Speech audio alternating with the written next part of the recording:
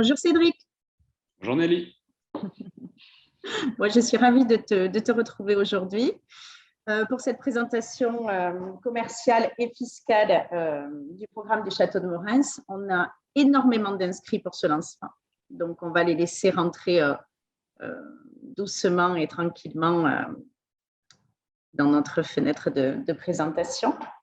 Aujourd'hui, 50 inscrits, ce qui est plutôt beaucoup. Positif. Ouais. Je suis très, très heureuse parce que on a bien travaillé donc, avec Cédric. Donc, bonjour à tous. On a bien travaillé avec Cédric sur le montage de cette OP. On a fait en sorte de vous faire une présentation qui soit une présentation commerciale et fiscale, afin que vous puissiez tous avoir les grandes lignes de cette opération et des investissements pour vos clients.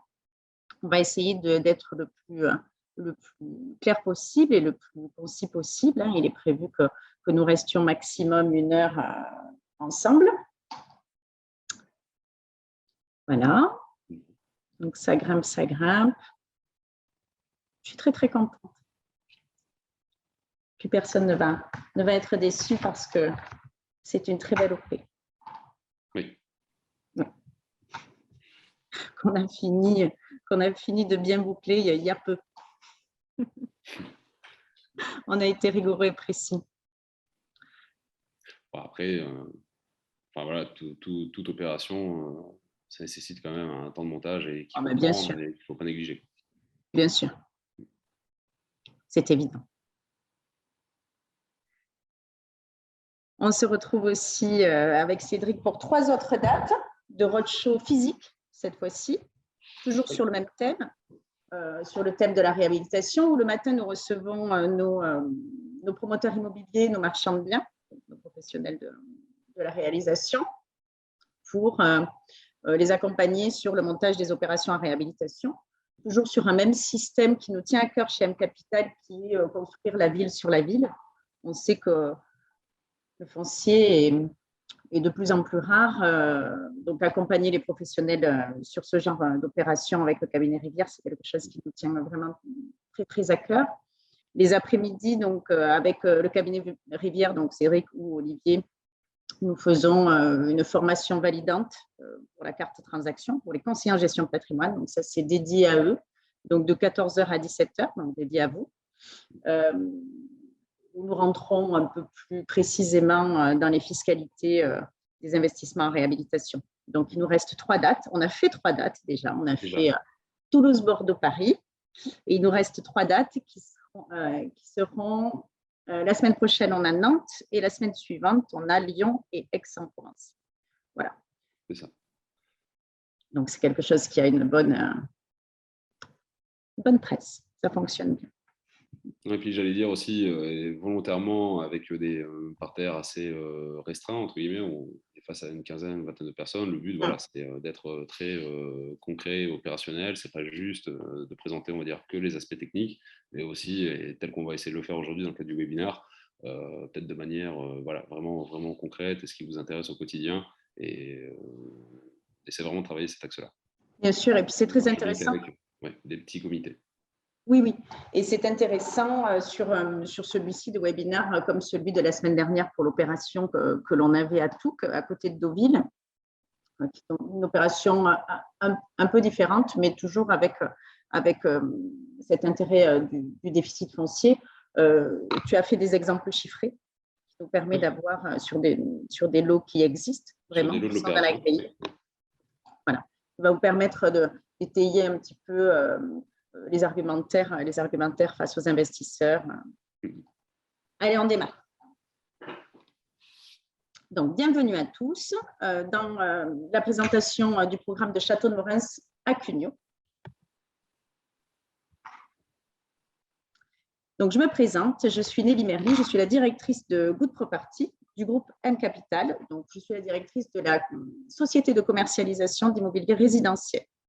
Je vais te laisser te présenter, Cédric. Oui, avec plaisir. Donc, Cédric Vermus, je suis avocat au cabinet Rivière, avocat associé. Donc voilà, on travaille principalement en fiscalité immobilière et montage d'opérations, restauration avec effet de levier fiscal, mais je crois que je ne présente présenter. Il y aura une slide pour le cabinet. Donc, quelques petites informations techniques à propos du webinaire. Et il est important que vous coupiez vos micros. Pas toi, Cédric, hein. Mais que vous coupiez vos micros. Vous pouvez poser vos questions dans l'espace Q&R. Nous y reviendrons ou en fin de webinaire ou pendant le chat. C'est-à-dire que si j'ai l'occasion de pouvoir lire vos questions et qu'on puisse y répondre en direct, on le fera. Ensuite, vous recevrez à la fin de ce webinaire un replay qui vous permettra de revoir la totalité de cette vidéo. Quelques mots sur Good Property. Donc, Good Property a été lancé il y a un peu plus de 3 ans. On s'est spécialisé dans la commercialisation d'immobilier résidentiel, essentiellement dans la mini-copro. Il y a maintenant 1 an et demi, j'ai décidé de prendre le virage de la réhabilitation, donc toujours pour rester dans le chemin du groupe pour lequel je travaille, M Capital, qui est de construire la ville sur la ville. Donc, aujourd'hui, on travaille avec le cabinet Rivière pour vous proposer des opérations en réhabilitation la plus équilibrée possible. Ce que je cherche dans les opérations que je commercialise, c'est un équilibre entre le prix, les prestations et l'intérêt d'investissement sur les bassins d'emploi, évidemment, sur les nouvelles technologies de construction, pour essayer d'avoir un rapport au plus près d'un investissement le plus pérenne possible. Cédric, je vais te laisser présenter le cabinet Rivière. Oui, donc un mot sur nous très rapidement. Rivière Avocats Associés, on est un cabinet d'une 40aine de personnes, physiquement implanté à Bordeaux. On est adresse à Paris, mais on intervient sur toute la France. Et juste en quelques chiffres, depuis plus de 25 ans désormais, on s'est vraiment spécialisé dans le montage d'opérations immobilières avec effet de levier fiscal, avec pour finalité de garantir la fiscalité de l'investisseur final, donc l'investisseur patrimonial. Du coup, voilà, en plus de 25 ans, c'est plus de 800 opérations qui ont été suivies et qu'un redressement fiscal. Vous êtes là pour cadrer et sécuriser les investisseurs, donc des cabinets en gestion de patrimoine qui sont là aujourd'hui. Oui, on travaille aussi bien en collaboration avec les monteurs de projet, justement pour les assister dans tout montage de l'opération. Donc, on va valider, on va dire, le potentiel de l'immeuble au tout début, puis on va mettre les mains dans tout le montage en considération de justement la fiscalité à garantir in fine, et au stade de la commercialisation, donc qui est celui qui t'intéresse et qui nous intéresse tous a priori aujourd'hui, on est là s'il y a besoin, voilà, pour faire un appui, pour répondre à certaines questions précises ou plus générales à certains profils, et voilà, pour que tout se passe bien. Et évidemment, dans le cadre du déroulé des travaux, on est là en fait compte pour faire des courriers d'aide à la déclaration annuelle, mais je peux parler aussi à la fin dans le cadre du montage en ASL. Et évidemment, en cas de demande ultérieure de l'administration fiscale, vu qu'on était là dès le montage de l'opération, on a compilé et archivé tous les éléments nécessaires pour qu'on puisse y répondre. Pour être tout à fait clair, en parlant un peu de l'arrière-cuisine, parce que là, on arrive et on va présenter quelque chose aux professionnels avec lesquels on travaille, un produit, on va dire, parfaitement ficelé. Vous êtes là, comme moi, vous êtes là depuis le démarrage du montage. Ce que tu disais, c'est de voir quand on a une proposition de projet, on voit quelle pourrait être la sortie, quel est le meilleur montage possible de l'opération, et vous accompagnez évidemment l'opérateur sur tout le montage de cette opération. Oui, c'est ça. Alors, on va dire il y a deux grands pans. Le premier, c'est que généralement, dans le cadre du montage d'une opération, il y a évidemment des choix qui sont à faire, qu'ils soient techniques ou programmatiques. Donc, nous, on est là pour apporter un éclairage fiscal en disant, eu égard à la fiscalité qu'on veut garantir à la fin, il faut faire comme ça et pas comme ça, ou ça, c'est rédhibitoire, et ainsi de suite. Donc, ça, on va dire, c'est à partir du moment où il y a des choix à faire, on est là pour donner notre éclairage, pour faire les bons choix en vue de la fiscalité à proposer à la fin, d'une part, et d'autre part, justement, dans le cadre de l'ensemble du montage, de pouvoir s'assurer que tous les documents nécessaires justement pour pouvoir démontrer le bénéfice du régime qu'on garantit, donc encore une fois à la fin, justement de s'assurer que cet ensemble de documents a bien été élaboré, au moins contractualisé et archivé chez nous. C'est mieux de le faire avant, oui. Courir après, c'est toujours un peu plus compliqué. C'est un peu plus difficile. Oui, ça marche. Merci Cédric. Je vais reprendre la main pour tout ce qui est présentation de l'opération de façon commerciale, c'est-à-dire pourquoi est-ce qu'on l'a choisi en termes d'emplacement, en termes de prestations et quels sont les avantages et les inconvénients techniques et commerciales de cette opération. Et après, je te redonnerai la main pour tout ce qui est fiscal. Donc, le château de Morins, c'est un château qui existe déjà, qui est un château du XVIIe siècle, qui se trouve à Cugnaux. Je voulais vous faire un petit zoom sur le bassin d'emploi. Donc, Cugnaux, c'est donc aux abords de l'agglomération toulousaine. On a Thalès qui est déjà installé avec 7500 emplois. Et à l'horizon 2024, il est prévu le futur grand technocampus d'Europe de recherche dédié à l'hydrogène verte. Voilà. Qui est à 4 km du château de Morins. Pour les Toulousains, c'est sur le site de Francazal, l'ancien site militaire de Francazal, qui est immense, hein, c'est des milliers d'hectares. Il y a eu plusieurs projets, on va dire, sur ce site-là, parce que ça fait longtemps qu'il ne fonctionne plus. Aujourd'hui, le Technocampus d'Europe a été validé, tout a été précisé et les appels d'offres ont démarré au mois d'août. Donc, on sait que ça va sortir. Ça devrait générer aux alentours de 2000 emplois, ce qui est plutôt bien pour ce secteur géographique. Hop. Je continue. Ici, je voulais vous mettre les photos du château de Morins aujourd'hui. Donc, c'est un château qui est plutôt un beau château, qui n'est pas sans être plutôt chouette. Derrière, il y a un très grand parc qui sera vendu à la mairie, qui sera un parc public. Et, je ne sais pas si vous voyez ma souris, mais qui sera juste derrière. Le devant restera un parc végétalisé et il y aura un parking en sous-sol juste au-dessous. Ici, la perspective. Ici, un plan de masse.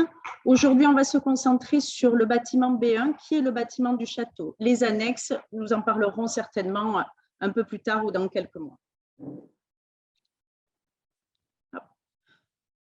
Je voulais vous parler de l'intérieur des appartements. J'ai choisi un T2. Ils sont plutôt faits tous sur le même moule, sur un T3, pardon. C'est un appartement qui bénéficie d'un grand séjour de 27 mètres carrés. Et à l'étage, il y a 2 chambres, une salle de bain, une toilette. Les appartements ont beaucoup de placards, ce qui est plutôt bien. On a réussi à pouvoir en caser beaucoup. Et une grande partie des appartements bénéficient d'un vide sur séjour, ce qui donne un aspect extrêmement moderne aux appartements. Je reprends la description du château. Donc, c'est un château du XVIIe siècle. Il y a 28 logements durables et responsables. J'aurai un petit mot pour l'aspect green du projet. Nous avons évidemment tous les commerces en proximité parce que nous sommes dans le centre de Cugnaux. C'est un programme éligible en Pinel optimisé au déficit foncier et au déficit foncier. Ça, on en parlera avec Cédric un peu plus tard. La livraison est prévue pour le 4e trimestre 2023. Donc juste avant la livraison du Technocampus de Francazal. Sur cette opération, on a une cote par travaux qui est de plus de 80%. Donc, pareil, Cédric en parlera tout à l'heure sur la rentabilité et le montage de cette opération en déficit foncier et on va dire les grands avantages d'avoir autant de travaux sur un investissement comme celui-ci. Les prestations sont de belles prestations. On a voulu avoir des prestations plutôt très haut de gamme. On vend quand même un château. Donc, même si on n'est pas un monument historique, on a voulu avoir quelque chose de très qualitatif. Les placards vont être évidemment aménagés. On est sur de la peinture lisse. Les cuisines sont entièrement équipées, sauf évidemment le lave-linge ou le lave-vaisselle, ce genre de choses. Mais il y aura un placard haut, placard bas et le minimum d'électroménager, les sèches-serviettes, les jardins arborés. Nous allons refaire le jardin du château. 2 stationnements par appartement, ce qui est plutôt rare sur des opérations en réhabilitation. Ce n'est pas facile de faire des parkings.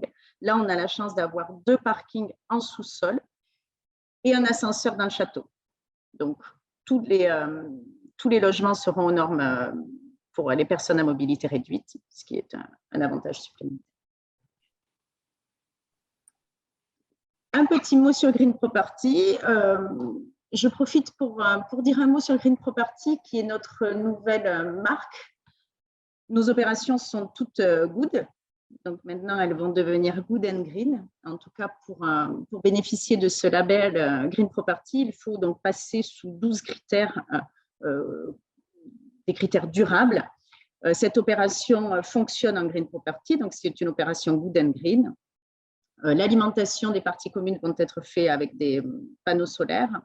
On a évidemment travaillé sur le bien-être des habitants avec beaucoup de végétalisation, des jardins partagés communs, où les habitants pourront se retrouver. On a la toiture végétalisée des parkings en sous-sol, ce qui va bien avec la mairie de Cugnaux, qui est une mairie verte. La grille de prix. Alors, la grille de prix, je vous la montre. Je ne vais pas m'éterniser dessus. On la regardera évidemment de façon individuelle avec chacun. Elle sera visible sur notre site intranet avec tous les documents qu'il faut pour cette opération. Elle nous montre qu'on a évidemment 80% de travaux. Elle nous montre que sur la colonne éligible Pinel, on a le montant éligible Pinel qui ne dépasse jamais les 300 000 € de limite. Donc, la totalité des logements pourrait être, on va dire, correctement choisis pour faire un Pinel optimisé au déficit foncier. J'en profite pour redonner la main à Cédric, qu'il puisse vous donner des exemples chiffrés sur les logements que nous allons mettre à la vente. Avec plaisir. Hop, c'est parti. Transition parfaite. Je vais profiter de l'intervention de Cédric pour poser plein de questions. Donc, je possède plus ou moins les réponses déjà, mais ce sont des questions que j'ai l'habitude qu'on me pose au quotidien et pour que vous puissiez avoir toutes les réponses qu'il vous faut. Sans problème. Merci, Nali. Avec plaisir.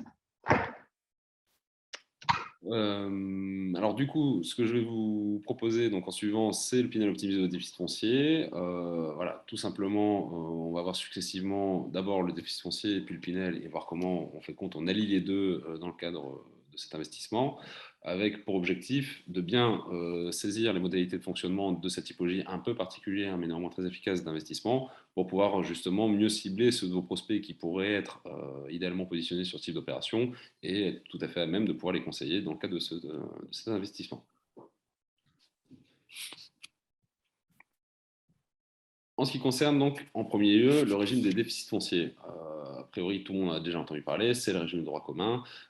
L'idée, voilà, elle est très simple, les revenus fonciers sont assez lourdement taxés, ils subissent l'impôt sur le revenu, alors on dit au taux marginal d'imposition qui peut aller donc jusqu'à 45%, plus 17,2% de prélèvements sociaux. Donc on peut avoir une taxation des revenus fonciers qui peut atteindre 62,2% de leur montant. Voire même on peut rajouter les 3 ou 4% de contribution exceptionnelle sur les revenus que certains profils un peu costauds d'investisseurs peuvent avoir. L'idée des déficits fonciers est simplement de dire on va prendre les travaux éligibles, tous ne le sont pas, mais en tout cas dans cette opération, du coup, je reviens dessus juste après, on a ciblé ceux des travaux qui pouvaient bénéficier de ce régime. Donc ce montant de travaux, on va pouvoir d'abord le déduire des revenus fonciers imposables de l'investisseur, puis en cas de déficit, on va pouvoir l'imputer sur son revenu global dans la limite de 10 700 €. Et en cas de reliquat, donc au-delà des 10 700 € imputés sur le revenu global, ce reliquat en fait, devient un déficit foncier reportable qui ne pourra s'imputer que sur les revenus fonciers des 10 années suivantes.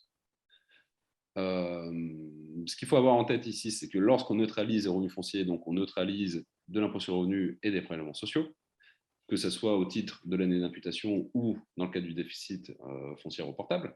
Néanmoins, l'imputation sur le revenu global, elle ne neutralise que l'impôt sur le revenu, hors prélèvements sociaux.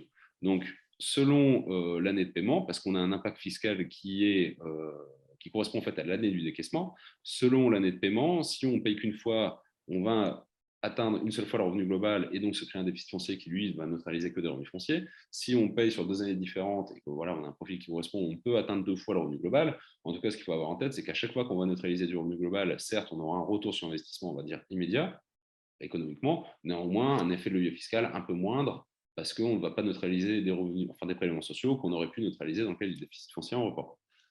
Les exemples chiffrés suivent et permettront de mettre ça en avant.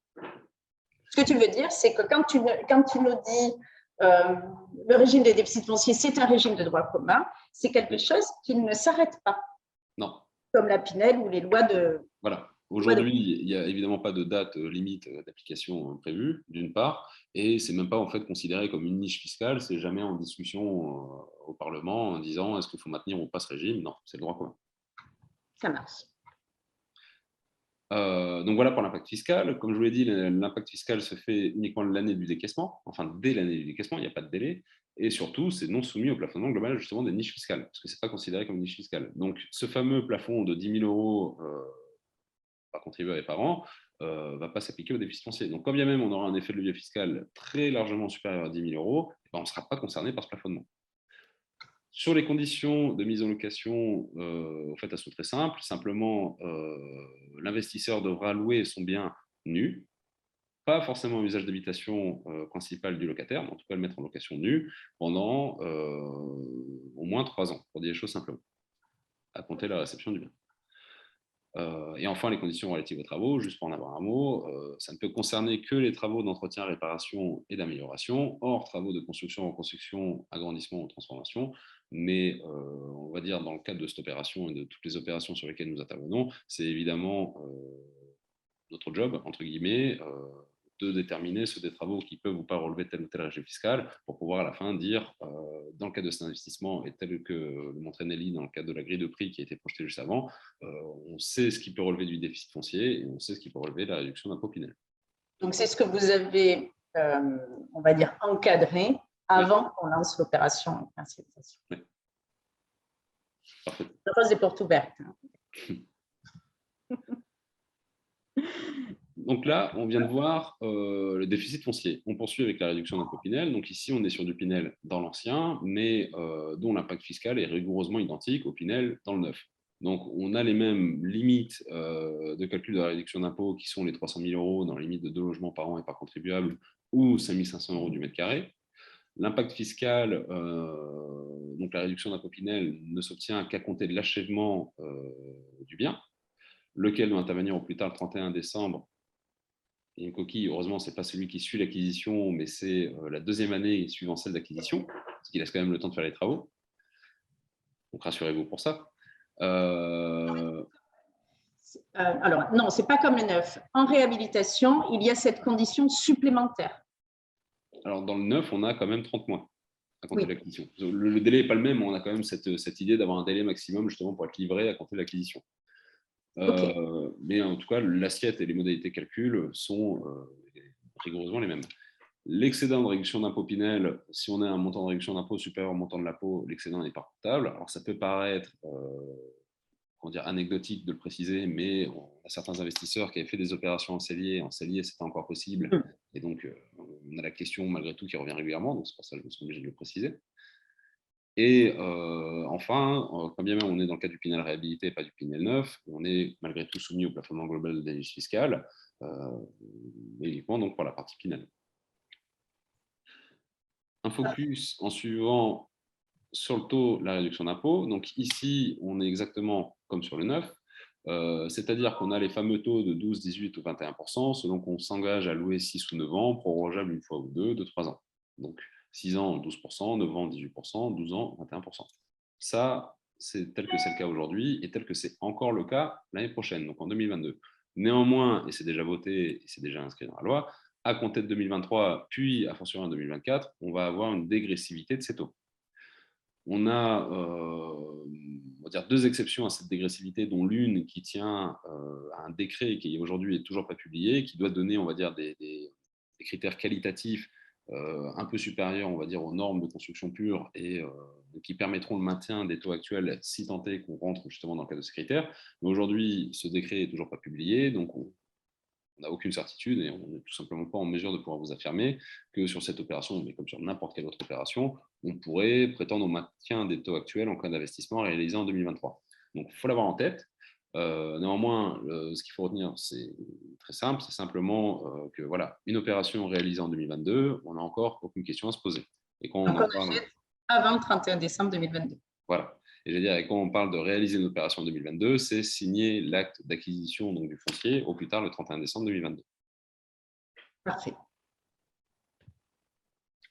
C'est clair. Je te remercie. Donc, pour poursuivre sur les conditions de mise en location, exactement les mêmes que dans le neuf, mais c'est toujours bon de le rappeler. Ici, on est sur un engagement de location nu de 6, 9 et ce n'est pas 12 ans proprement parler, mais c'est prorogeable jusqu'à 12 ans à titre de résidence principale ici du locataire. Cette mise en location elle doit intervenir dans les 12 mois qui suivent l'achèvement des travaux et évidemment avec des plafonds de loyer et de ressources que tout le monde connaît en fonction du zonage du bien et avec la possibilité de louer à un ascendant ou descendant si tant est que celui-ci n'appartienne pas au foyer fiscal de l'investisseur. Donc, pour rappel, on est toujours sur là, le Pinel, oui. Du Pinel optimisé au déficit foncier. Alors ça, c'est simplement du rappel, on va dire, au Pinel dans l'ancien classique. On ne parle pas encore de l'optimisation à ce stade. Ça marche. Non, on ne parle pas encore d'optimisation. Pardon, je vais trop vite. Je continue? Oui. Un petit mot sur les modalités d'application donc, de la réduction de Pinel dans l'ancien, puisque c'est des questions que peuvent légitimement vous poser les investisseurs, enfin vos prospects. Le Pinel dans l'ancien, en fait, compte pour s'appliquer lorsqu'on est sur déjà un bâtiment à usage d'habitation, tel que c'est le cas pour le château de Morins. On doit avoir un certain nombre de critères de performance technique et de décence qui ne sont pas remplis avant travaux. Et à la fin des travaux, l'ensemble de ces critères doivent être remplis. Donc, on ne peut pas se contenter de faire une semi-rénovation, entre guillemets. On doit bien évidemment arriver à des standards, on va dire, très contemporains de décence et de performance, et ne serait-ce que du point de vue des performances énergétiques. On a des critères, tout comme dans le Pinel 9, on doit avoir une RT 2012. Dans l'ancien, on n'a pas les RT 2012, parce que pour plein de raisons, et là on est sur de la technique de construction, on va dire c'est difficilement atteignable. On a néanmoins, on va dire, des critères de performance énergétique à atteindre qui sont sensiblement supérieurs à ceux qu'impose le droit à la construction à proprement parler. Donc soit un label HPE Rénovation 2009, soit BBC Rénovation 2009, soit de toucher au moins 2 des 4 catégories de performance énergétique globale listées et d'atteindre sur donc, au moins 2 de ces 4 catégories un niveau de performance minimum. Mais donc tout ça pour dire, on est sur une restauration globale de l'immeuble et une restauration qui doit être au-delà on va dire des prestations et de la qualité, on va dire un peu subjective des prestations, en tout cas sur un niveau qualitatif, point de vue construction, quand même significatif. Ça marche. Surtout là, sur le château, on a quand même on va dire de très belles prestations de performance énergétique qui sont plus que moi, je n'ai pas vu jusqu'alors dans des opérations de réhabilitation. On aura l'occasion d'en discuter avec les cabinets en gestion de patrimoine qui sont intéressés, mais on a vraiment une performance énergétique sur le château qui vont être vraiment au-delà de ce qu'il faudrait. Du coup, voilà, on vient de voir ensemble le déficit foncier, puis le Pinel dans l'ancien tout court. Maintenant, ce qu'on va voir, c'est comment en fait, on fait cohabiter ces deux régimes et qu'est-ce que réellement est le Pinel optimisé au déficit foncier. L'idée de cette optimisation, c'est d'abord de sortir de ces fameux plafonnements de 300 000 euros et 5 500 euros du mètre carré. C'est-à-dire que, et ça va être un peu le but des exemples chiffrés qui suivent, on va pouvoir valoriser l'intégralité du coût de revient à l'investissement. C'est-à-dire que c'est un investissement qui va être réalisé dans le cadre d'un montage en ASL. Juste un mot là-dessus, ça veut dire que l'investisseur devra d'une part acheter un lot de copropriété en l'état auprès d'un vendeur, donc il va passer chez le notaire et acheter uniquement le lot de copropriété en l'état. Par ailleurs, il va se réunir avec tous les autres copropriétaires au sein d'une ASL, qui est une association syndicale libre et qui va un peu fonctionner comme une copropriété, mais uniquement pour la durée des travaux. Cette ASL, c'est notre cabinet qui la constitue, c'est notre cabinet qui la faisons vivre. On s'occupe du secrétariat juridique annuel, de tenir les AG et de faire diffuser les notes d'information, et ainsi de suite. Donc, l'ASL, on s'en occupe. Mais en tout cas, c'est dans le cadre de cette ASL que tous les copropriétaires vont se réunir et vont contracter avec les différents intervenants pour mener à bien les opérations de restauration. Donc, en synthèse, l'investisseur achète le bien en l'état chez le notaire, il va payer un premier prix, lui fera partie de la réduction d'impôt Pinel, et dans le cadre de l'ASL, il va réaliser un certain nombre de travaux, et c'est dans le cadre justement de ces travaux qu'on distingue une partie qui sera rattachée à l'avantage Pinel, et une autre partie qui sera éligible au déficit foncier. Mais ce qui veut dire que l'investisseur, sur l'ensemble de son prix de revient dans le cadre de l'opération, il aura toute une partie éligible au Pinel et toute une partie éligible au déficit foncier. Et donc, ça lui permet de valoriser en fait, compte fiscalement l'ensemble de ses dépenses. D'où le déplafonnement des 300 000 et des 5 500. Voilà. Parce que ce plafonnement, on va le calculer uniquement sur la partie Pinel et on ne va pas prendre en compte la partie déficit foncier. Mais ce qui va aussi permettre, au-delà de ce déplafonnement, entre guillemets, un impact fiscal à la fois plus fort et plus rapide. Plus fort, parce que comme on l'a vu, l'effet de levier fiscal des déficits fonciers, donc qui dépend de la tranche marginale d'imposition de l'investisseur, mais même pour une tranche marginale d'imposition à 30% plus 17,2% de prélèvements sociaux, on est à 47,2% d'effet de levier fiscal, donc c'est quand même largement au-dessus des 21% du Pinel. Donc en déficit foncier, on a un impact fiscal qui est plus fort, mais aussi plus rapide, parce qu'on l'a vu aussi juste avant ensemble, l'avantage Pinel, on ne l'a qu'à compter de la réception du bien, alors que le déficit foncier, c'est dès l'année du décaissement, on peut avoir un retour sur investissement, parce qu'on va tout de suite faire une économie d'impôts et de prélèvements sociaux. D'accord, donc du coup, ça peut se faire en 2 temps. Le premier, c'est on va dire l'économie d'impôt due au déficit foncier, et Oui. peut-être donc l'année suivante, la réduction d'impôt due à la livraison du bien. Oui, tout à fait. Et juste pour finir, on est soumis au plafonnement global des niches fiscales, mais donc uniquement pour la partie Pinel, comme on l'a vu, et on ne va pas prendre en compte la partie déficit foncier. OK. Pour moi, c'est clair. N'hésitez pas à poser des questions dans Q et R. Donc, les fameux exemples chiffrés tant annoncés.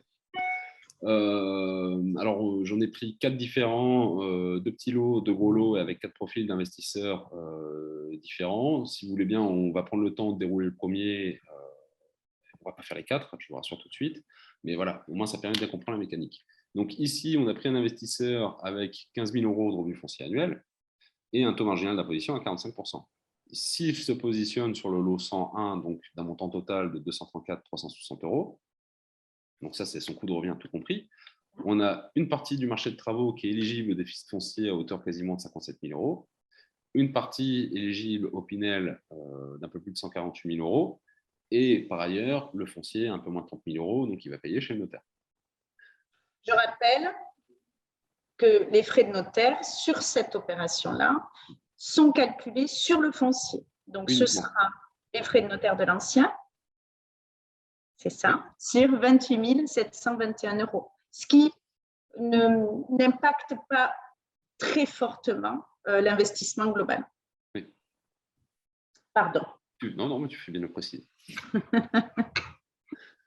Du coup, en déroulant cet investisseur, on va lui faire payer 25 700 € de travaux en 2022 et le solde en 2023.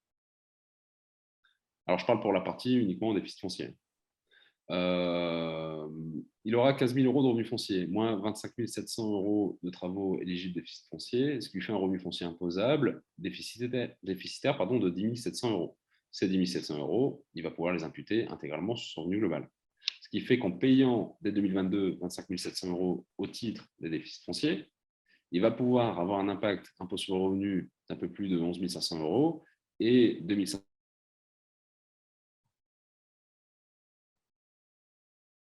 Ah, on ne t'entend plus.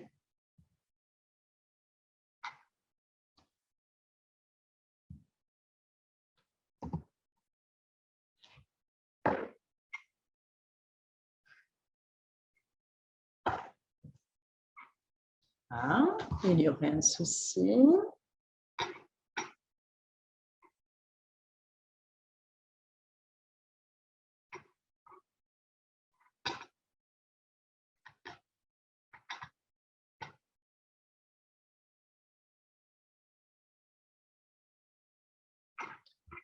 Ah, je crois que Cédric a eu un souci. Je pense qu'il va se reconnecter. Je vais essayer de meubler. Donc, quand je vous disais que les les frais de notaire étaient calculés sur le prix du foncier. Ce n'est pas ce n'est pas le cas quand c'est de la vire, où on est sur, par exemple, une de Normandie, qui est donc une opération en réhabilitation avec une réduction d'impôt Pinel, où là, les frais de notaire de l'ancien sont calculés sur la totalité de l'investissement. Ce qui quand même fait largement grossir le montant investi par le client. Ah, il revient. Tu es là? J'ai eu un problème. Je vous prie de m'excuser. Demi-panne d'Internet. Alors du coup, je reprends. Je ne sais pas à quel moment vous avez perdu. En tout cas, on t'a perdu à l'impact fiscal annuel total de la première année. Ok. Donc, en payant 25 700 € au titre des déficits fonciers, il va tout de suite avoir un retour dès l'année 2022 d'un peu plus de 14 000 €. Il solde la quote-part déficit foncier l'année suivante en 2023. Donc, il va avoir un montant de revenu foncier imposable déficitaire de 16 191 €, limité à hauteur de 10 700 € sur le revenu global. Donc, il va avoir le même impact fiscal annuel et un petit bout de déficit foncier reportable de 5 491 € qui vont pouvoir s'imputer en 2024. Donc, permettre un impact IR et prélèvements sociaux aussi en 2024. Et 2024, alors j'avais retenu 2024 en année d'achèvement, tu as dit juste avant qu'en fait ça allait être 2023, mais je n'avais pas l'info au moment de faire les exemples chiffrés. Donc, vous ne vous fiez pas forcément à cette donnée. Cédric ne prévoit pas un retard. Non, c'est pour ça. N'y voyez pas d'interprétation. Et du coup, dès l'année d'achèvement, la réduction d'impôt Pinel donc, qui va s'appliquer et qui, elle, ne sera calculée que sur le montant du foncier, plus la quote-part de dépenses Pinel acquittée dans le cadre de l'ASL. Donc, on voit bien qu'on aura un impact fiscal annuel d'un peu plus de 6 900 € en 2024, puis uniquement le Pinel pour les années suivantes. Et donc, tout ça pour nous dire que dès l'année d'acquisition et le premier paiement de la quote par travaux, on a tout de suite un retour sur investissement. Puis, on a le Pinel qui prend le relais. Et donc, tout ça nous permet un impact fiscal total de quasiment 69 000 €. Et voilà, ça représente plus de 29% du montant total de l'investissement, foncier plus travaux. Là, en Pinel pur, on n'aurait eu qu'un retour de 21%. Donc ici, on a amélioré l'impact fiscal de 50% en ordre de grandeur. Il faut quand même dire qu'on a quand même presque 69 000 € d'économie d'impôt pour un investissement de 234. Oui. En termes de performance, on est sur quelque chose de très performant. Oui, et ne serait-ce que par exemple le Malraux que tout le monde connaît, c'est au mieux 30%, mais c'est uniquement 30% du montant des travaux. Donc quand on compare 30% au montant foncier plus travaux, on est forcément en dessous de 30%. Là, on est quasiment sur la totalité. Bien sûr. Donc voilà pour le premier exemple. Deuxième exemple, donc le lot 201, à peu près du même montant, près de revient. Ici, on a l'investisseur qui a un peu plus de revenus fonciers, mais qui a un taux marginal d'imposition non plus à 45%, mais entre guillemets seulement à 30%, mais voilà, ce qui est relativement courant. Je vais directement à la conclusion. Ici, on n'est pas à un peu plus de 29% d'impact fiscal total. On tombe, entre guillemets, à 26,7%, mais ça reste quand même très, très significatif. Et voilà, c'est aussi l'idée de montrer que ce n'est pas forcément un produit réservé au profil d'investisseurs les plus fortement imposés. Voilà, un investisseur avec un taux marginal d'imposition à 30%, c'est une typologie d'investissement qui peut très bien fonctionner pour lui. Bien sûr. Ce que j'aime dire souvent sur ce genre d'investissement-là, c'est que ça convient à tout le monde. À partir du moment où on a un peu de revenus fonciers, et même si on en a très peu, ça marche quand même.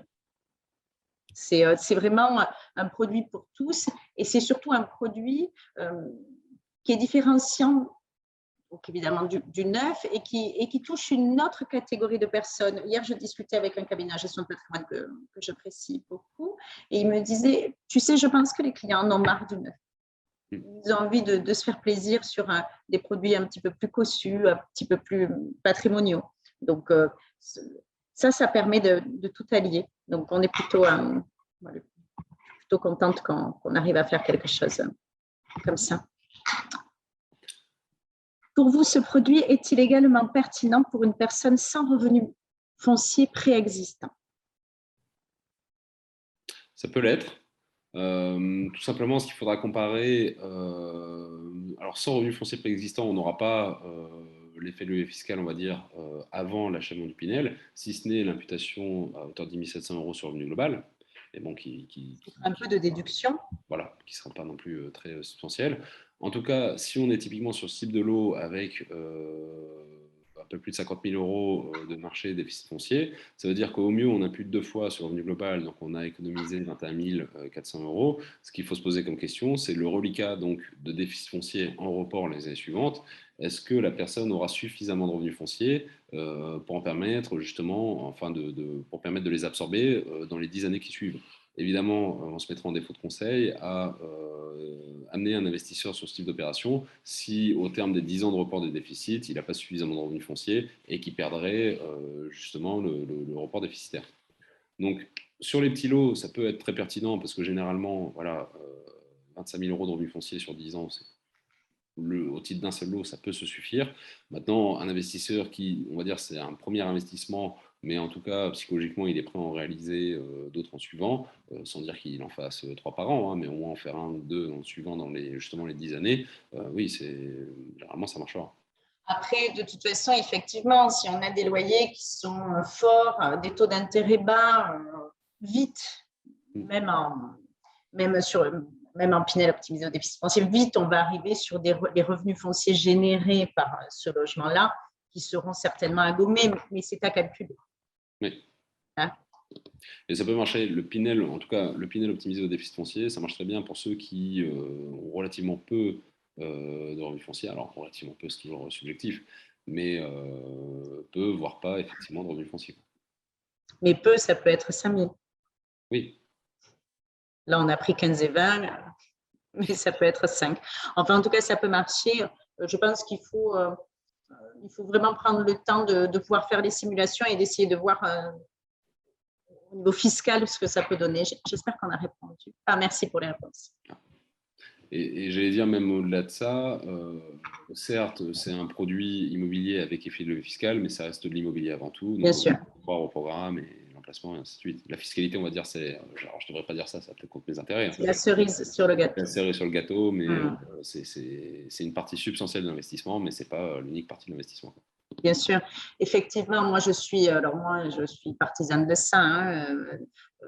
Chez Good Properties, ce que l'on veut, c'est vendre de l'immobilier. Après, on y met les optimisations fiscales dessus.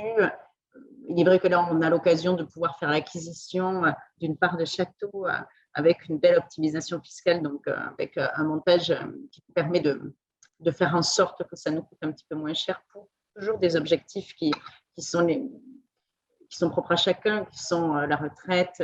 L'économie d'impôt ne peut pas être un objectif. C'est la retraite, l'acquisition d'une résidence secondaire ou autre. Enfin, voilà. En tout cas, l'investissement lui-même a été vérifié chez nous sur les prix et les études de marché. Et là, c'est la cerise sur le gâteau. Mais elle nous va bien, cette cerise, hein, c'est vrai. Bah, oui. Oui. Est-ce qu'on passe sur le T3? Donc, l'exemple suivant, typiquement, on est sur un coût de revient total de l'investissement qui est assez substantiellement au-dessus des 300 000 €. On est à 379 315 €. Néanmoins, on a un marché pour le déficit foncier qui est quasiment de 100 000 € et un marché Pinel de 239 455 €. Donc, quand bien même on est largement au-dessus des 300 000 €, en Pinel pur, on n'aurait même pas été à 21% d'effet de levier fiscal parce qu'on aurait été plafonné aux 300 000 €, alors qu'ici, si on fait le total, on ne sera non seulement pas plafonné pour le Pinel, mais donc tout le reste, on va pouvoir le passer en déficit foncier. Ouais. Donc, tout de suite, je propose la conclusion. Donc, le montant total d'investissement d'à peu près 319 000 €. On a un impact fiscal total de 110 549 €. On a à nouveau environ à 30% du montant total foncier plus travaux. Et quasiment le double de la même opération qui aurait été faite en Pinel pur. Donc, d'où l'intérêt de l'optimisation. Au-delà même, justement, de ce retour fiscal, on va dire, sur investissement plus fort, enfin, et plus rapide. Toujours pareil. De toute façon, le montant de l'investissement va se faire en fonction du profil de l'investisseur. Oui. Il faut juste qu'on soit bien cohérent sur ce qu'on propose aux investisseurs.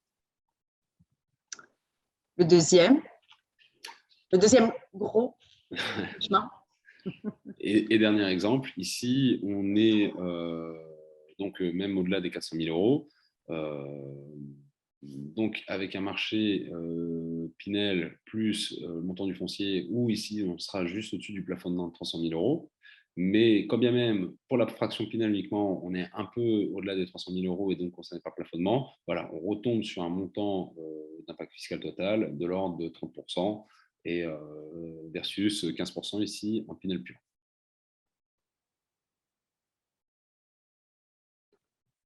Ah, Un dernier mot sur le montage en ASL, même si j'en ai parlé un peu avant. Donc, comme je vous le disais, dans ce type d'opération, on a l'investisseur qui va se positionner et qui va acheter un bien en l'état auprès d'un marchand de biens.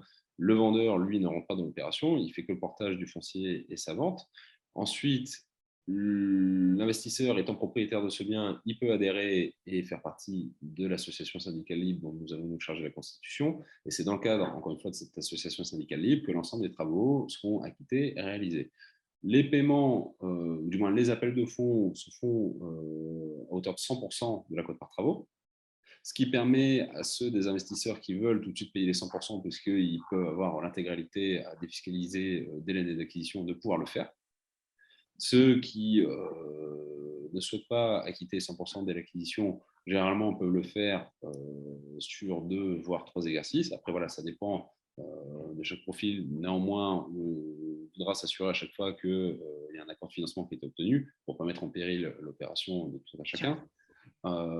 Quoi qu'il en soit, l'idée, c'est justement de pouvoir proposer une défiscalisation un peu à la carte au niveau des investisseurs, étant précisé que, évidemment, lorsqu'un investisseur va payer 100% des fonds à l'ASL, l'ASL ne va pas tout de suite payer 100% des marchés des différents intervenants. Les fonds sont placés sur un compte séquestre, entre guillemets, qui est un compte ouvert à notre nom dans les livres de la CARPA, donc qui est l'équivalent de la Caisse des dépôts et consignations, mais pour les avocats. Donc les fonds sont sécurisés au niveau de la CARPA. Et ensuite, les différents intervenants, eux, font leur facturation au fur et à mesure de l'avancement et ils sont payés au fur et à mesure de l'avancement, donc y compris nous. Les paiements donc, sont au fur et à mesure de l'avancement. On a un teneur de compte aussi qui tient la comptabilité de l'ASL, donc qui va éditer les appels de fonds et les attestations de versement de fonds, et qui va bien viser les différents états d'avancement au vu des marchés des différents intervenants. Donc, si on reprend un peu le schéma que vous voyez à l'écran, l'adhésion à l'ASL se fait dès la signature du compromis. Dès la signature du compromis, donc, l'investisseur, on va dire, a pré-adhéré à l'ASL. Son adhésion ne sera définitive qu'une fois qu'il aura définitivement réitéré l'acte et donc il sera définitivement propriétaire. C'est une fois qu'il a réitéré son acte, donc il reçoit un appel de fonds à hauteur de 100% de sa quote-part dans le budget de l'ASL. Il fait son premier versement après la signature de la réitération. Donc, comme je vous l'ai dit, les fonds ils sont versés sur un compte bancaire ouvert au nom de l'ASL dans les livres de la CARPA. L'année suivante, en N+1, en début d'année, on envoie un courrier rappelant aux membres les montants versés. Puis, en période de déclaration fiscale, parce qu'on est comme tout le monde, on attend d'avoir les formulaires pour pouvoir faire le courrier d'aide à la déclaration fiscale. Donc, en période de déclaration, l'investisseur, eu égard au montant qui a été versé, on va lui faire un courrier pour lui dire vous avez versé tant, c'est éligible à tel ou tel régime, et voilà dans quelle case, très simplement, renseigner ce montant. Donc, vos investisseurs seront accompagnés donc, par nos cabinets pour souscrire leur déclaration. Éventuellement, l'année suivante, il y a un deuxième versement et rebelote, on va dire, sur les courriers d'aide à la déclaration. À compter de la réception des travaux, donc s'ouvre l'année de parfait achèvement. La réception des travaux donc, est prononcée dans le cadre de l'ASL. Et donc, c'est l'ASL qui va suivre ces opérations de réception. Il peut y avoir des réserves, comme c'est le cas régulièrement, 2-3 petits détails, et c'est réglé justement dans ce cadre-là. Et une fois l'année de parfait achèvement écoulée, on dissout l'ASL, elle n'a plus vocation à exister. Sa vocation initiale et unique, entre guillemets, était simplement de pouvoir permettre la réalisation des travaux. Donc, tout revient dans le cadre de la copropriété, on va dire, classique, étant précisé que ça n'arrive pas aux différents investisseurs, les garanties biennales, décennales, en fait, des constructeurs, de toutes les personnes qui sont intervenues sur le chantier.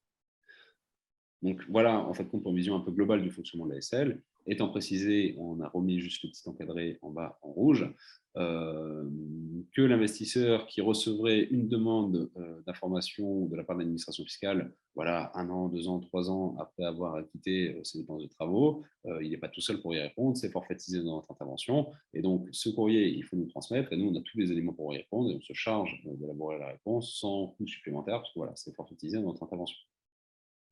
Si tu m'autorises, je vais récapituler un petit peu le chemin en apportant des anecdotes ou en te posant des questions auxquelles tu sauras répondre. Je te le promets. Donc, la première année, les clients signent le compromis. Ils signent le compromis d'un côté chez le notaire où il n'y a que le montant du foncier. Donc, je reviens sur une question qui m'a été posée. Donc, les frais de notaire de 8,5% ne sont calculés que sur le prix du foncier, c'est-à-dire sur cette opération, un peu moins de 20% du prix. Ça n'est calculé que là-dessus parce que le notaire n'a connaissance que de cela. Il n'a connaissance que du foncier. Le propriétaire va acheter son foncier et en parallèle, ailleurs que dans une office notariale, il va signer une adhésion à la SL avec… vous avez un intranet? Oui, j'allais dire, je voulais t'interrompre. Effectivement, je n'ai pas précisé. Notre cabinet a mis en place un site dédié où on a des codes qui sont propres à chaque opération. Et donc, il y a un code qui sera propre à l'opération du Château de Morins qui pourrait être transmis aux investisseurs et qui permettent d'adhérer donc, en ligne à la SL. Dans le cadre de ce site internet, ils prendront évidemment connaissance des statuts de la SL, des assemblées générales constitutives. Donc, il va nommer les différents intervenants, ainsi de suite. Et tout se fait via YouSign, donc en procédure dématérialisée. Dans cet intranet-là, il va y avoir les travaux, les marchés travaux. Oui. Ouais. Est-ce que, alors d'expérience, ça fait quelques mois que maintenant je travaille ces projets-là. Comme le notaire n'a pas connaissance des travaux, souvent le notaire a des clients, les notaires des clients sont très surpris en disant oui, mais alors, mais vous n'avez pas de GFA? La réponse est non. La réponse est non. Il n'y a pas de GFA. Il n'y a pas de GFA. Déjà, le notaire n'a pas connaissance des travaux. Donc, lui, il acte un foncier. C'est aussi pour ça qu'ils ont souvent une méconnaissance de ce montage-là. Alors, c'est pour ça que je vais venir. Il n'y a pas de GFA très précisément parce que le vendeur ne va absolument pas intervenir dans la réalisation des travaux. Donc, on va dire vraiment deux acteurs et deux intervenants complètement distincts. Donc, il sera le vendeur d'un côté qui, lui, n'a rien à connaître des travaux et qui, voilà, c'est pas son job, entre guillemets. Qui vend le produit en l'état. Voilà. Et donc, de l'autre côté, dans le cadre de cette opération précisément, donc c'est l'entreprise Perspective qui va conclure un contrat de promotion immobilière avec les SL.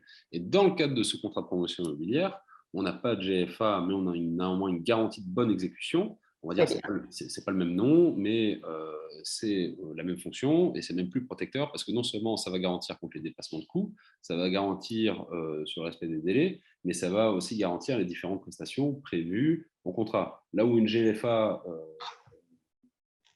Enfin, voilà, certains, malheureusement, ont eu des déconvenus et ont découvert que ça garantissait que le clos couvert et, on va dire, l'habitabilité. Ça ne garantissait pas la couleur du carrelage ou s'il y avait de la moquette sur les murs. Dans le cas d'une garantie de bonne exécution, justement, le garant, lui, va prendre, et donc il est banque, qui est un organisme extérieur, une banque ou une assurance, elle va prendre à sa charge, justement, le respect des différentes prestations prévues au contrat. Donc, c'est pour ça, il n'y a pas de GFA à proprement parler, parce que pour une GFA, il faut soit dans une VFA ou une VIR, en tout cas d'avoir un vendeur qui fait par ailleurs les travaux. Ici, ce n'est pas le cas de schéma, le vendeur ne fait pas les travaux, on a un autre intervenant qui fait les travaux. Simplement, cet intervenant intervient dans le cadre d'un contrat de promotion immobilière, et c'est en application de ce contrat de promotion immobilière qu'on aura une garantie d'exécution. La SL, elle détient donc l'argent des acquéreurs, des investisseurs. Quelqu'un vérifie les appels de fonds? Vérifie, c'est-à-dire quand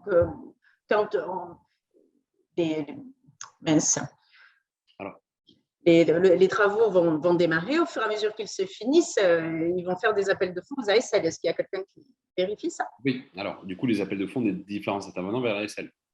Alors, il y a une première vérification, donc on fait intervenir un teneur de compte, donc qui va faire le suivi, on va dire, financier de l'opération. Lui, au fur et à mesure, parce que voilà, on va dire c'est un comptable, hein, il est là pour faire les plus et les moins. Donc, l'ASL vote ses budgets, vote les différents intervenants. On sait quel est le budget alloué à chaque intervenant. Et donc, lui, ce teneur de compte va bien vérifier que les intervenants ne vont pas facturer plus que ce qui aurait été prévu et vont aussi facturer conformément aux modalités d'avancement prévues au contrat.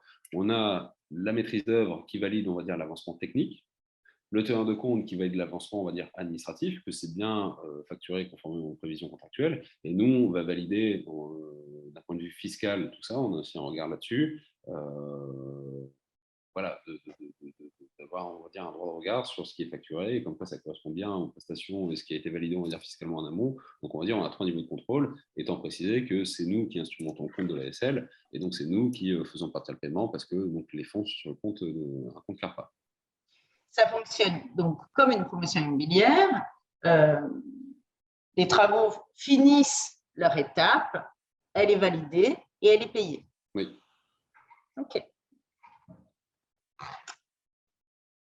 Donc, après, tu nous as expliqué la deuxième année et la dernière année. Donc, pour moi, je n'ai pas d'autres précisions à donner.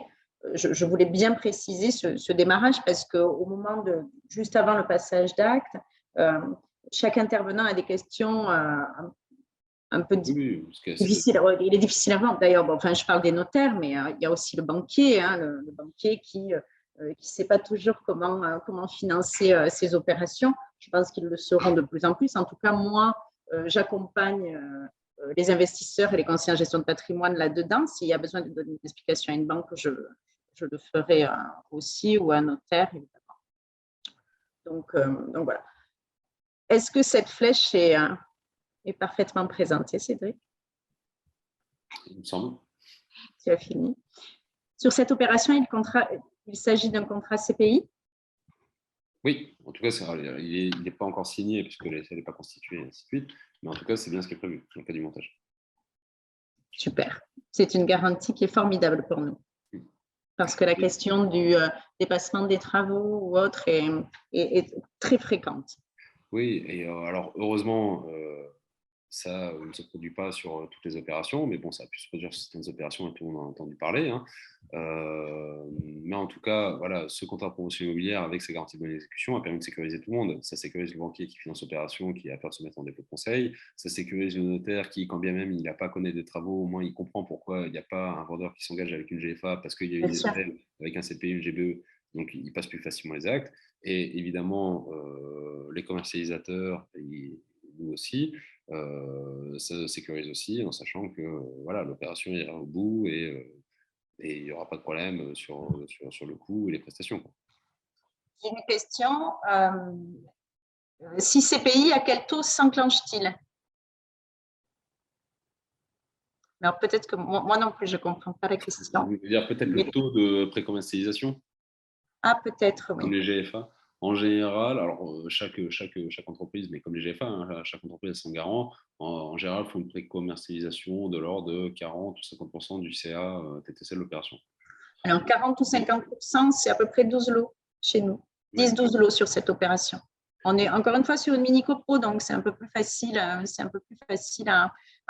vendre, un peu plus rapide. Et je vais dire, en tout cas, ce qui est sûr, c'est qu'il n'y a pas de paiement qui est fait auprès du promoteur, donc le titulaire du CPI, tant que justement il n'a pas la garantie en face. Hein, parce que c'est même une condition en fait, de formation du contrat. Le contrat n'est pas valable tant que la garantie n'est pas délivrée. Bien sûr. C'était effectivement ça la question de la dame. Un autre intervenant me pose la question, uniquement sur Pinel, plus DF ou DF seul? Je pense que c'est sur tous les travaux. Le CPI et donc la garantie de bonne exécution, oui, sur la totalité des travaux.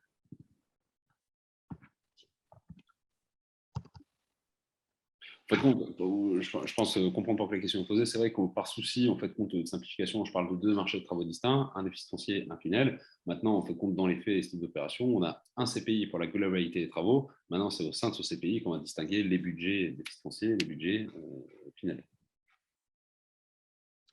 Alors là, on me pose une question à moi. Fréquemment, les banquiers tiquent pour payer les travaux. Votre montage est bien, mais nouveau sans GFA. À quel banquier puis-je travailler car il est votre partenaire. Alors, je n'ai pas de partenaire proprement dit banquier, mais vous avez raison, il est intéressant que j'essaie d'en trouver un, donc je vais m'y mettre rapidement. Pour l'instant, j'arrive à travailler avec tous les banquiers qui me sont présentés par mes clients. Donc, j'arrive à discuter avec eux, à expliquer le montage et que ça fonctionne bien. Alors après, on a aussi des notes de l'avocat qui comptent quand même. Quand j'ai besoin de quelque chose, je le demande au cabinet Rivière. C'est sécurisé quand même le Alors, banquier. alors j'allais dire, peut-être pendant 2 temps, effectivement, il y a des banquiers qui ont un peu de mal à appréhender le schéma. Maintenant, sur le côté, on va dire, nouveau et sans GFA, alors encore une fois, le recours au contrat de promotion immobilière avec la garantie de bonne exécution, oui, c'est relativement récent. Maintenant, comme bien même dans le temps, entre guillemets, on ne passait pas par ce type de contrat, mais par des conventions de contractants en général, encore une fois, c'est plus de 800 opérations en 25 ans et ça a été à 95% financé justement par des emprunts bancaires. Donc, les banquiers ont su surmonter cette difficulté. Pas tous, et parfois certains investisseurs ont dû changer de partenaire bancaire justement pour aller sur les opérations, mais juste pour montrer que d'une, c'est pas infaisable. De deux, ça l'est d'autant moins qu'aujourd'hui, on a ces garanties de bonne exécution là où l'absence de GFA pouvait faire ticker avant. Et de trois, de manière concrète, en fait, compte, l'investisseur signe le compromis. Dans le compromis, il y a une clause d'obtention de prêt qui va porter uniquement sur la valeur du foncier. Par ailleurs, il va pouvoir adhérer dès la signature du compromis à l'ASL, et c'est dans le cadre de son adhésion à l'ASL, donc qui n'est que temporaire, entre guillemets, ou du moins n'est pas définitif tant qu'il n'est pas définitivement propriétaire, et donc tant qu'il n'est pas financé. Mais en tout cas, dans le cadre de cette préadhésion, entre guillemets, à l'ASL, il va pouvoir récupérer les AG, les projets d'AG, avec les différents budgets alloués aux différents lots, et c'est sur la base de ce document qu'il va aller chercher son financement. Et que ce soit Nelly ou nous, on peut être consulté, enfin on peut être sollicité pour peut-être expliquer au banquier un peu mieux comment ça fonctionne. Mais en tout cas, l'idée, c'est de dire, lorsqu'il va voir le banquier, l'investisseur, il a un prêt foncier donc sur la valeur de l'existant et un prêt travaux à aller chercher donc sur la valeur du budget de l'ASL. Enfin, de sa quote-part dans le budget de l'ASL. Après, ce qui est sûr, c'est que j'ai dû financer une dizaine de logements entre l'année dernière et cette année à la Caisse d'épargne. Donc, vous voyez, je pense que c'est eux que je vais aller voir en premier pour essayer d'avoir un partenariat pour pouvoir leur donner les dossiers, pour pouvoir faciliter la vie, votre vie, donc les cabinets en gestion de patrimoine et la vie des investisseurs. Mais je vais le faire, vous avez raison, c'est important que je puisse vous soutenir là-dessus. Et j'allais dire, mais ça reste concrètement la même logique à présenter d'un investisseur qui veut acheter un bien ancien avec travaux. Il va aller voir sa banque avec son compromis qui va prévoir le prix du bien et des devis qui vont prévoir le montant de travaux, et en disant bah voilà, j'ai une partie à financer pour le foncier, une partie à financer pour les travaux. Et faut qu'on dire, parfois faut prendre un peu de recul parce qu'on parle d'ASL, ainsi de suite, CPI, et de juste dire non, ça reste fondamentalement un foncier d'une part, des travaux d'autre part, et le financement il doit se monter uniquement comme ça. Bien sûr. Bien sûr. Après, là, sur le coup, les opérateurs financiers donc, regardent aussi le produit. Et là, le produit, les prix de sortie, et on est plutôt sur quelque chose qui fonctionne.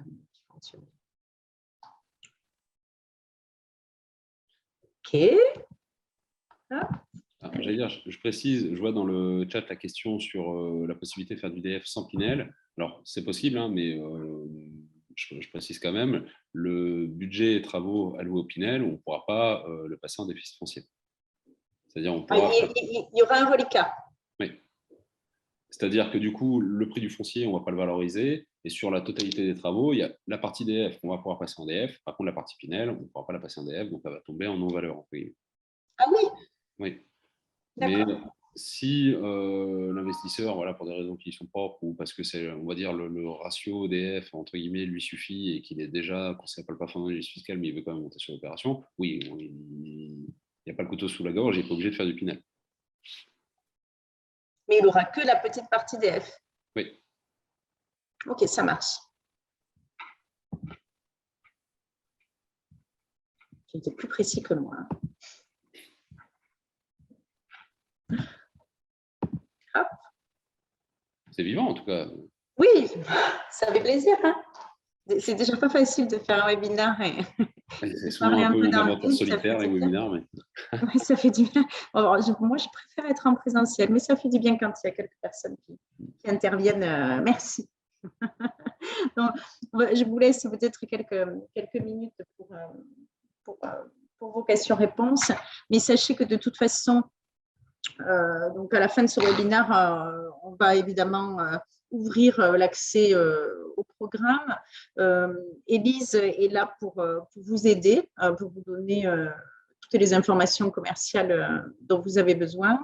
Moi, évidemment, je suis là pour vous accompagner si vous avez besoin. Alors, moi, je suis plutôt là sur le fiscal, sur le montage, pour vous accompagner dans le suivi de vos dossiers. Mais voilà, on est une structure où on a envie de donner du service, donc on va continuer à le faire et j'espère qu'on va le faire bien.